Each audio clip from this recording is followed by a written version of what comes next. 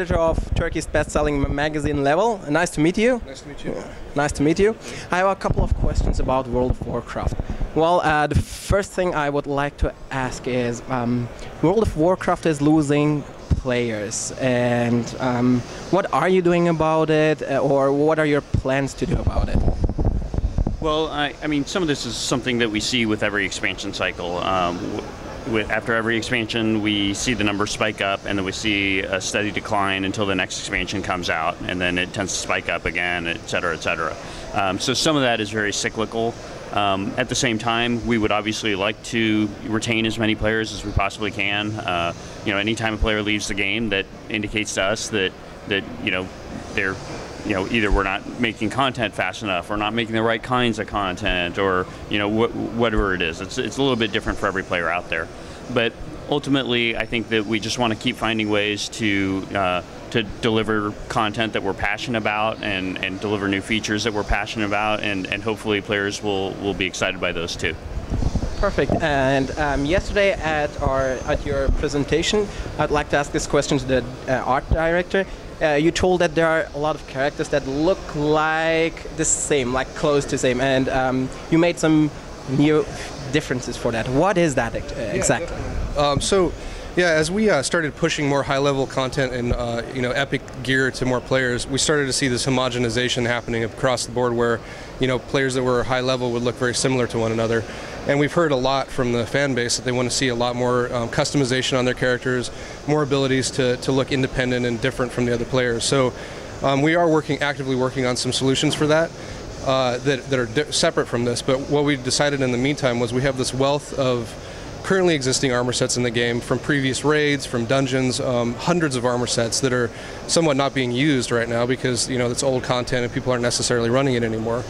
So the solution we came up with is called transmogrification, and that's essentially the ability to take a piece of armor that you have and take the stats from that armor, and then the visuals of another piece, and combine them so that you get the visuals that you like with the stats that you're going. I see.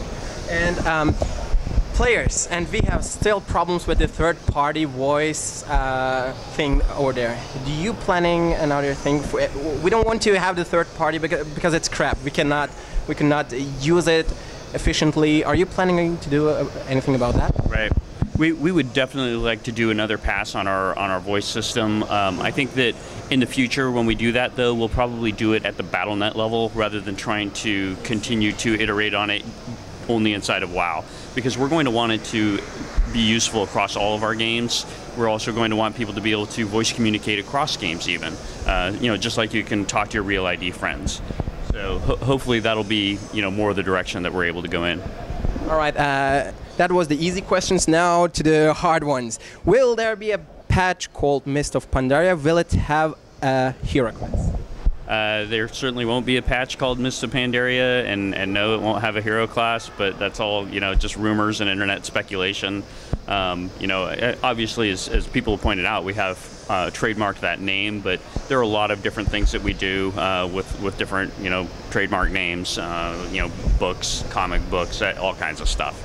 That's nice to hear you from the developers. Thanks. And will the Outland and Northland be renewed? Will there be new guests? Well, I don't think that there are any current plans to go back to Outland right now. I think that it's always a possibility for the future.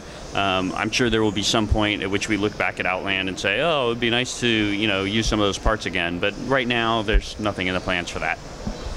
And players, will we ever be able to spend our achievement points on something? Well, probably not in terms of anything that gives you character power. I'm not sure that the right thing to do would be to make it a currency that players could spend, right? Because you want your achievement points to be a running tally of like a total amount, like your high score of World of Warcraft. And it's not the kind of thing where you'd want to spend the points and have the points go away, and then you somehow have to get your points back up again. But there are certain things, like there's certain achievements where we give you a title or a mount and things like that, and I'm sure we'll continue to do that. So you could say that in a way that's a way to get things through the achievement system, but they're always going to be purely cosmetic. They're never going to be something that makes your character more powerful. Perfect. And will you expand guild levels more than 25?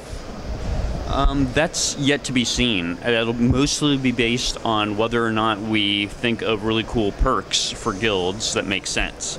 That's the main driving factor behind whether or not we expand it. If the perk ideas that we come up with, we think if they will, potentially damage the game in the long run, then it's just not worth doing it. So we're happy with the 25 levels that we have right now and the different perks that we have set up. And only if we really come up with a lot of new cool perk content, we would consider increasing it. And last two questions: will there be any premium membership? We don't have any plans for a premium membership. We feel like at its core, the core gameplay of World of Warcraft should always be accessible by the subscription fee that players pay. And the last question: will there be a choice to get epic items for single players who are not in guild instead of auction house? For sure, we already have ways for players to do that through reputation, stuff like that. I think, if you do the daily quests in like the Molten Front right now, you can get some really awesome epic items. As a solo player. So that's definitely an example of how we do that, and I know that we'll continue to do that going forward. Even if you are not likely to be able to solo your way to like an entire set of like the most epic raid armor or something like that. And I have a personal question for Turkey. Are you planning to localize your game into Turkish or for Turkish players? Do you have those plans?